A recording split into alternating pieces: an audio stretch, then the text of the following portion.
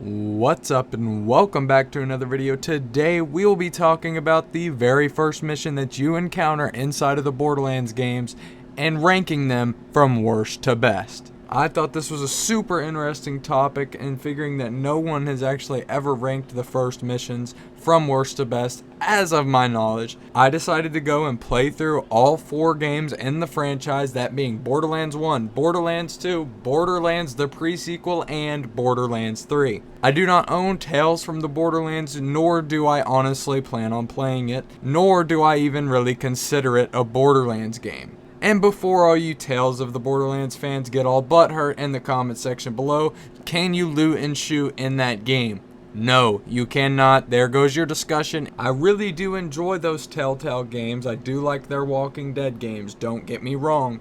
But I do not think the Borderlands universe has a reason to even be included in Telltales, and that's just my opinion, and yours may differ. So I'm just going to move on with that so that we can go ahead and get into the list. Coming in at our number 4 spot, the worst first mission you can encounter in the Borderlands franchise, in my humble opinion, is Welcome to Helios from Borderlands the pre-sequel. Now, in my honest opinion, this mission is not very fun to play, and this is actually the first time I have played it in several years, and to be honest, it is just as boring as ever. Sure, I do think the weapons that you get to start off with are pretty cool, them giving you a couple, decent little purples. And I also thought that the Ordinary Smasher was a pretty interesting weapon to go ahead and throw you in with right at the start of the game.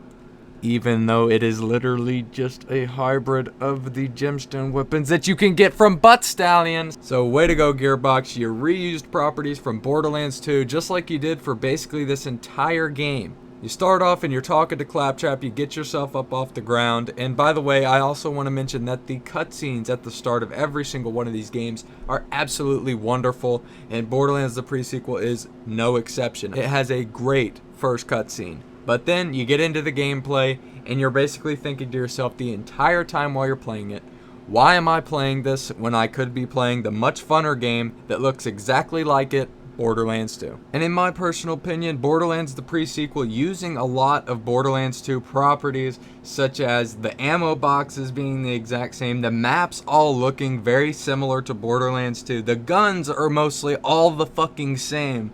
And if you can tell me one good difference about Borderlands the pre-sequel other than the stupid jumping around on the moon, then please put it in the comments. Don't mention the cryo weapons or the new garbage enemies that they introduced into this game either. You actually meet a much more annoying and stupid Claptrap than you do in any of the other entries in the Borderlands franchise. He brings nothing new and original, and he has no good dialogue that I can even remember. Nothing quotable. I mean, it's just sad.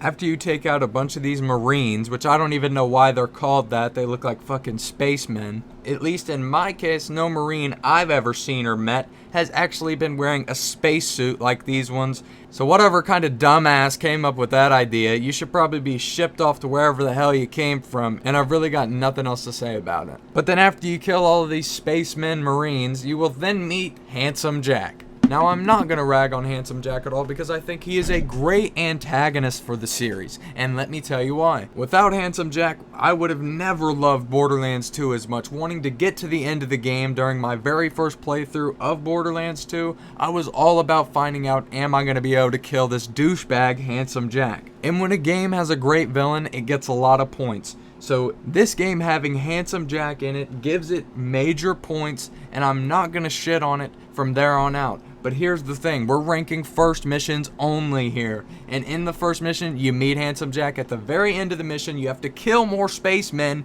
and you turn the mission in. And that's it. Now, I will say Handsome Jack's got some pretty funny dialogue in this quest. But other than that, there's really not much more to say. And all the Borderlands pre-sequel fanboys, go ahead, tear me up in the comments down below because I don't give a shit, and I'm moving on to my number 3 spot. Now, like I said, if we were ranking cutscenes, this game would also be a lot higher on the list. This would probably be in my number 1 spot if cutscenes were involved. I don't know, maybe number 2, man, maybe number 2. But anyway, let's not stall any further. Coming in at our number 3 spot, we have a mission that I'm sure a lot of you have played over 100, maybe 2 or even 300 times, and that is the Borderlands 2 first mission, known as My First Gun. As soon as the cutscene ends in Borderlands 2, the train is destroyed, assumingly killing all of the Vault Hunters. Whoever you chose to play as will rise up from the snow and make their way towards Claptrap's place after he tells you about the necessary things that he needs to tell your ass about, such as your different HUDs and your weapons and things like that. Once you get into Claptrap's place, he will give you a bunch of dialogue that I'm sure most of you could quote without even thinking about it twice. I mean, how many times have you guys heard, "It's only because my programmers made this my default tone of voice"? And I'm sure some of you even repeated the next line, "I'm actually quite depressed." Claptrap then mentions a bullymong named Knuckle Dragger, which we will see later on in the game, of course, you guys know that. He's also nice enough to throw out there that he's got a gun in the cabinet if you need it. He then tells you in here we should be pretty safe, which prompts Knuckle Dragger to jump into his home and rip his eyeball out of his socket. A pretty great introduction for the first boss, in my opinion. Injuring one of the main stable characters like Claptrap, that is honestly a great way to start out the game. And honestly, when I watched it the first time, when I saw that cutscene, I thought Claptrap might have just got killed. Once the cutscene finishes playing, Claptrap then tells you the gun in the cabinet, and that is where you will turn in your first mission. And there's really not much more to say about it. You guys know about this mission. You've played it through 100,000 times, and so have I. And it's truly a classic. And with that, let's go ahead and move on to our number 2 spot. Coming in on our number 2 spot, we have Children of the Vault from Borderlands 3. And just like the previous entries, you will start off talking to a little robot known as Claptrap. Now, honestly, the voice change for Claptrap, I'm always a little iffy about that. I think the original voice actor was much better in my opinion, but I can respect change every now and then, and in this case, it's honestly not that bad, and I can overlook it. He then shows you the new Echo 3 and tells you about your necessary HUDs and etc. You then can walk up to the new quick change or customization station as you might know it. After that, you're going to go ahead and flick a little lever for Claptrap to remove some junk out of the way so you could go ahead and move on with the mission. Then you got to sneak around. It kind of takes forever, and Claptrap's kind of being a dumbass, but you know what? I'll let that slide, because that's very on character for Claptrap, and it makes sense for him to be a dumbass. I honestly don't really like that if you have the necessary DLC, you can go ahead and achieve some legendaries before you even start playing the game. Now this, well, one of them, sure, it is just a fucking Nerf gun. I really do think this adds a lot of devalue to the game, as legendaries used to be this awesome thing when you see it, you're like, oh my god, what is that? Did I get the right parts? Did I get what I wanted? So on and so forth. But in Borderlands 3, it's like you get a legendary every time you turn around. You get like 5, 6, 7 legendaries from a single boss. Now, I'm sure in Borderlands 1 you have Cromarax and you get a lot of legendaries from him. But I'm talking about mini bosses here in Borderlands 3, dropping 3, 4 legendaries. That is just ridiculous. And the fact that you get 2 right off the jump doesn't really help either. Claptrap then talks to this stupid little camera and then gets sucked up by a magnet, which prompts you to go kill some psychos and bandits. You get a couple chests to open, and the area is honestly pretty interesting, and the map design is pretty unique. You are then prompted to search the area for a shield, which you will then find it in a chest on top of a little building. After that, you will then head into this little arena to fight a boss known as Shiv. Now, if I'm being honest with you, I do not know if Shiv can drop any legendaries at all, but I'm going to assume that he can hopefully at least drop one. You guys can let me know down in the comments below. I have not played Borderlands 3 enough to educate you guys on that, and I am telling you the truth with this, because Borderlands 3 just wasn't my cup of tea at launch, and now that all the DLCs are released, I'd love to give it another try. But after the Shiv fight, you will then retrieve Claptrap, and then Lilith will then come in with a pretty badass cutscene, hitting you with a classic Borderlands 2 line that'll make those Borderlands 2 cosplayers just fucking go wild. God, that's cringe. I wish I didn't say that, man. But anyway, she hits you with sup. And that does it for the first mission in Borderlands 3. And the reason why it is ranked so high is because it has more to it than any other mission on this list. For a first mission, you are given so much about Borderlands. You are told about shields, you get weapons, you get a lot of good dialogue from Claptrap in this one as well. You get to know a lot about the characters within the moments of the first mission, which I think is what the first mission is all about in video games. Name a single game that is in your top 5 of all time that doesn't have a good first mission. First mission sets the tone, and Borderlands 3 does it absolutely perfectly. Now that I feel I've given the necessary praise to the latest entry, let's go ahead and move on to our number 1 spot. Coming in at our number 1 spot, you guys already know what it is. It is the classic, the tried, the traditional, The Doctor Is In from Borderlands 1. Now in this game, you are given, in my opinion, the best cutscene out of any of the games. Maybe it's just the nostalgia, maybe it's the Ain't No Rest for the Wicked from Cage the Elephant.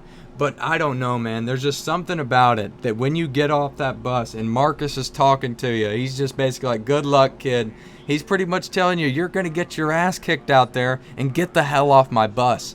You're immediately given great character dialogue from somebody you probably honestly think that you're never going to see again. Obviously, knowing the outcome of the Borderlands franchise, Marcus becomes one of the bigger characters in the game. But once you step off that bus, you see Claptrap waving to Marcus, telling him goodbye, and then he walks up to you and introduces himself. One of the most legendary moments in Borderlands history.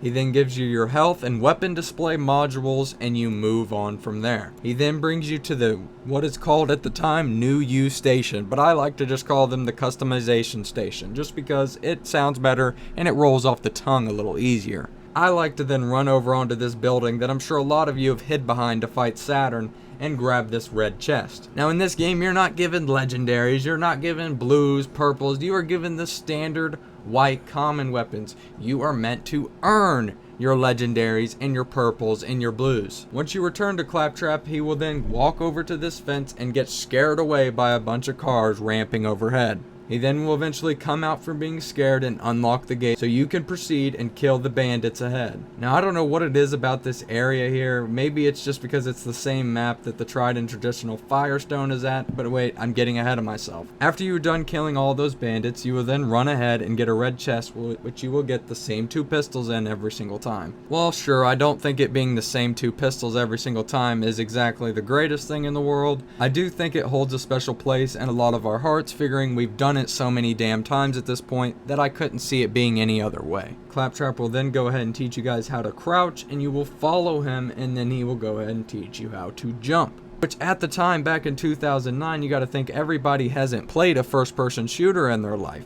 So being able to know basic mechanics like jumping and crouching is very vital in a Borderlands game.